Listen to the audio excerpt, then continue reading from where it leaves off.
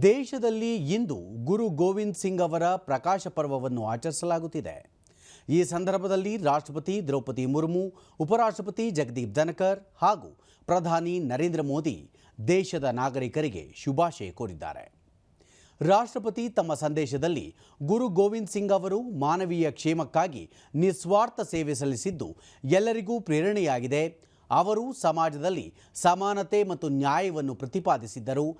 ಕಾಲಾತೀತವಾಗಿರುವ ಅವರ ಬೋಧನೆಗಳು ರಾಷ್ಟ್ರವನ್ನು ಉತ್ತಮ ಆಚಾರ, ವಿಚಾರ, ಶಾಂತಿ ಮತ್ತು ಸಾಮರಸ್ಯದ ಮಾರ್ಗದಲ್ಲಿ ಮುನ್ನಡೆಸಲು ಮಾರ್ಗದರ್ಶನ ನೀಡುತ್ತವೆ ಎಂದು ಹೇಳಿದ್ದಾರೆ.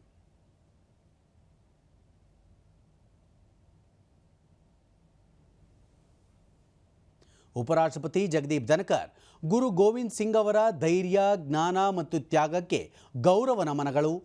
ನ್ಯಾಯ, ಸಮಾನತೆ ಮತ್ತು ನಿಸ್ವಾರ್ಥ ಸೇವೆಯನ್ನು ಅನುಸರಿಸಲು ಅವರ ವಿಚಾರಗಳು ಸ್ಫೂರ್ತಿದಾಯಕ ಎಂದು ತಿಳಿಸಿದ್ದಾರೆ.